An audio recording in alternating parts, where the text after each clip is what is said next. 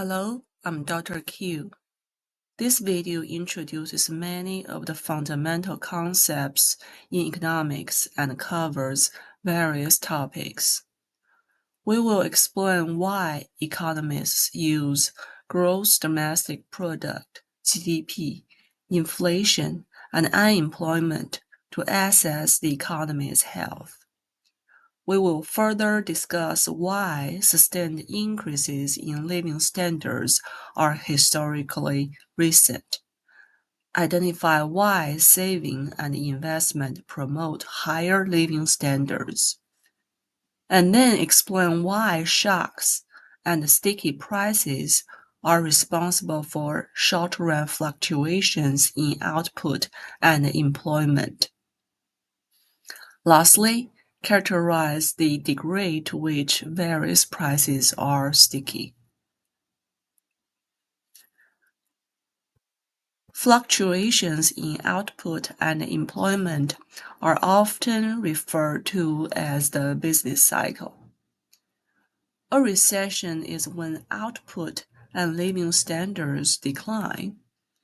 What precisely occurred from 2007 to 2009 is what has come to be called the Great Recession. Economists use many measures to evaluate how economies operate and how their performances might improve. Chief among these are real GDP, unemployment, and inflation. Real GDP measures the value of final goods and services produced within a country's borders during a specific financial year. Real GDP is calculated by taking nominal GDP, which measures the dollar value of the goods and services at their current prices, and statistically eliminating the price changes that have occurred over time. Unemployment is another important measure. High unemployment rates are undesirable because they indicate that a large portion of the workforce is not producing. Inflation, the third measure, looks at the increases in the overall level of prices. High inflation levels mean that it will cost the average family more to purchase the same goods and services. We will discuss those topics in more details in the next few videos.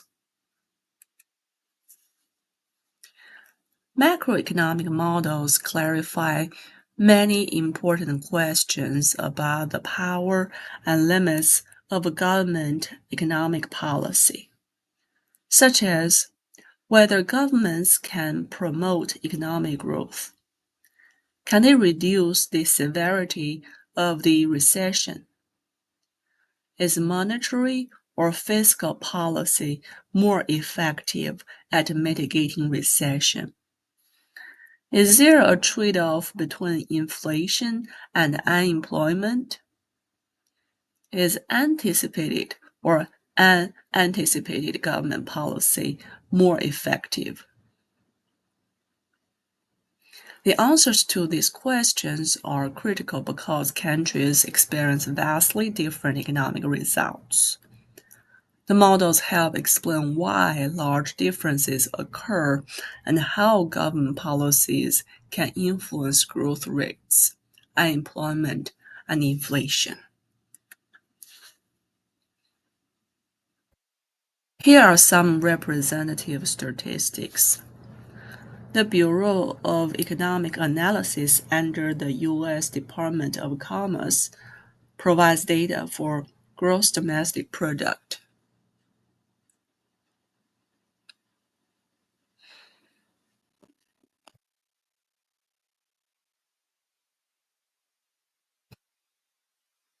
For example, real GDP, real gross domestic product, increased at an annual rate of 2.8% in the third quarter of 2024.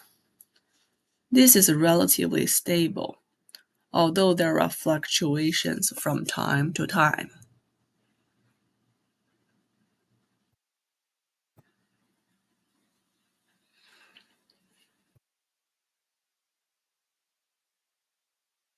The U.S. Bureau of Labor Statistics provides a variety of measurements for the unemployment rate. Here's the civilian unemployment rate. We can see the unemployment rate skyrocketed during the subprime crisis or Great Recession around 2008 and the COVID-19 pandemic.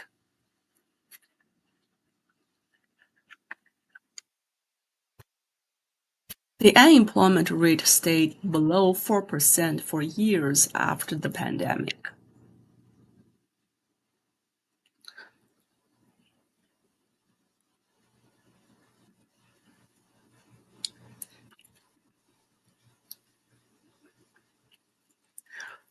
From a worldwide perspective, the unemployment rate for some countries, such as some European countries,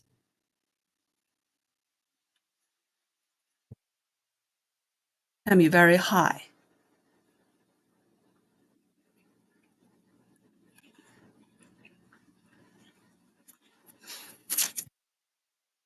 Lastly, no consumers care about high prices. The U.S. Bureau of Labor Statistics provides the Consumer Price Index from where the inflation rate can be calculated.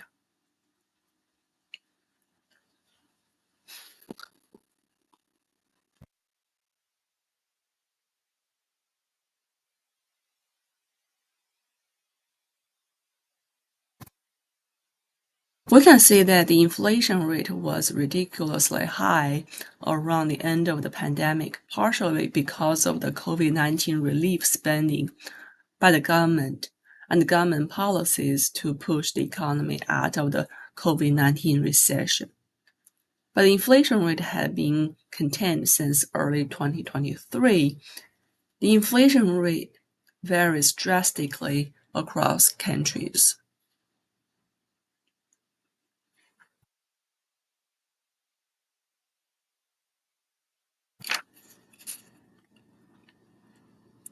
Thanks to the Industrial Revolution, the standard of living improved drastically. Standard of living measured by output per person, that is the value of products produced this year within the country divided by the population. This is called GDP per capita. The Industrial Revolution created a major shift in economic growth. Output began to rise much faster than population growth, leading to ever-increasing living standards in industrialized countries. In countries that were not industrialized, but still relied on agricultural industries, growth rates tended to be much slower, leading to great differences in living standards today. This global perspective demonstrates the disparity of GDP that exists in the world today. The citizens of the richest nations have a standard of living more than 50 times higher than those of the poorest countries.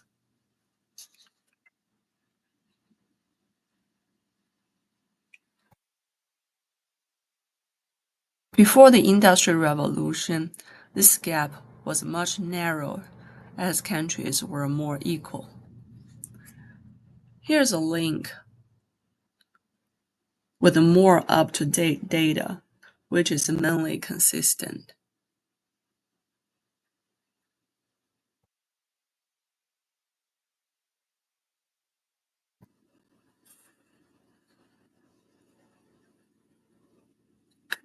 At the heart of economic growth is the principle that to raise living standards over time, an economy must devote some of its current output to increasing future output. This requires both saving and investment. Saving occurs when current consumption is less than current income, and investment occurs when resources are devoted to increasing future output. While households are the principal source of savings, businesses are the principal economic investors. With limited income, households decide how much to spend on current consumption and how much to save for the future. There is a trade-off between happiness now and the future. The savings of households are collected by banks and other financial institutions, which lend the funds to businesses that can invest in equipment, factories, trucks, cranes, tools, production lines, and other capital goods. This is the economic investment we economists refer to.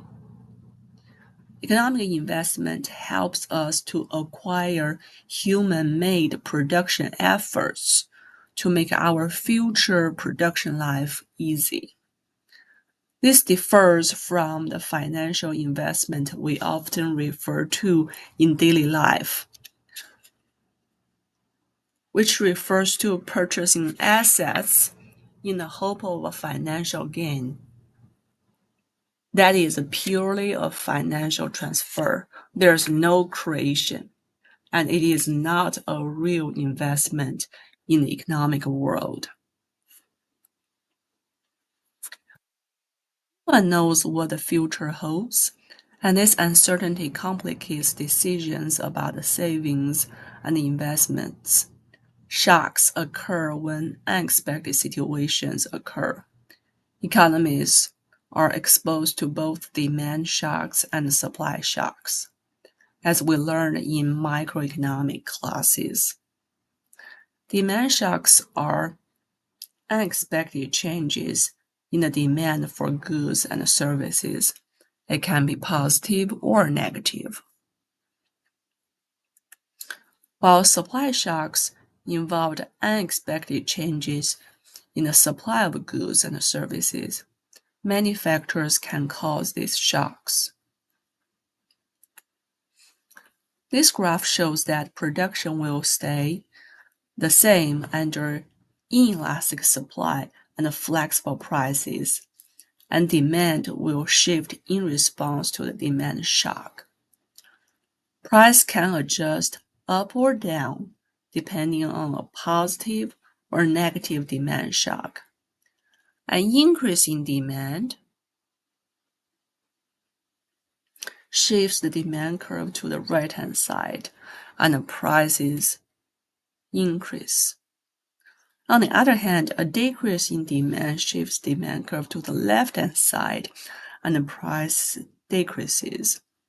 In either situation, the output does not change because supply is extremely elastic during the immediate short run. This graph shows what happens when prices are not flexible and the supply is extremely elastic.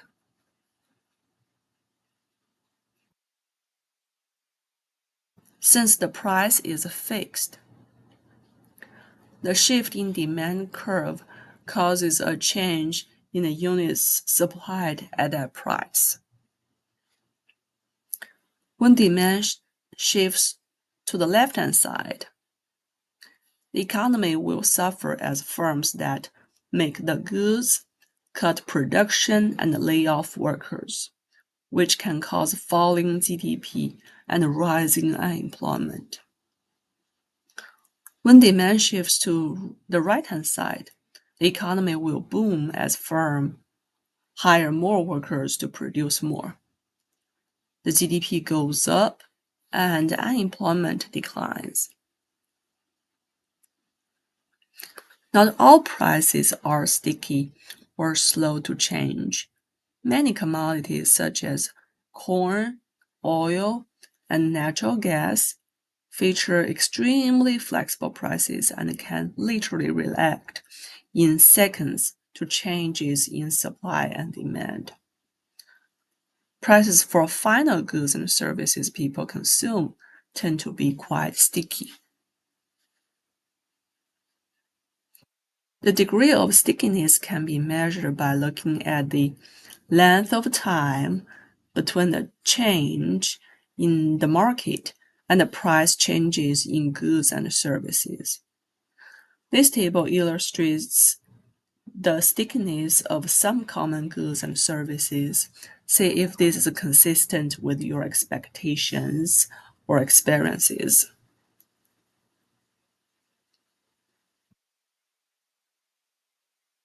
Prices are generally sticky in the short run because consumers prefer stable prices. Firms do not want to increase prices to upset consumers and lower prices to trigger a price war with rival firms in the industry.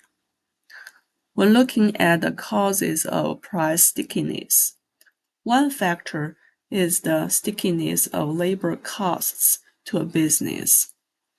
Labor costs comprise about 70% of the average firm's costs, and it can be very difficult for a firm to reduce this cost. There are behavioral and cultural factors that can come up. For example, if some employees are laid off in an attempt to cut costs, the remaining employees may become less productive due to reduced morale. If everyone's pay is cut to avoid layoffs, the workers may feel they're being taken advantage of and become less efficient. Because of this, managers are reluctant to propose cuts, making it difficult to cut prices then. In the long run, firms have enough time to respond to any persistent change, so prices are flexible.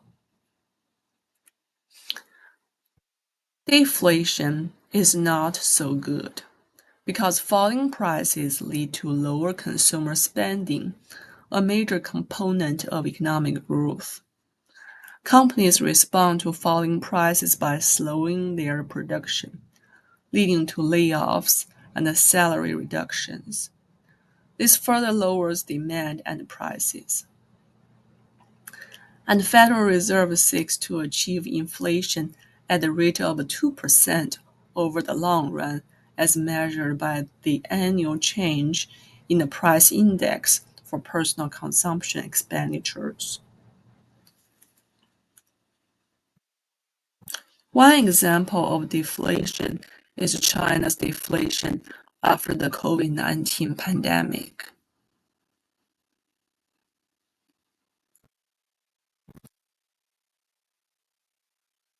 All right, that's all for this session. See you in the next one.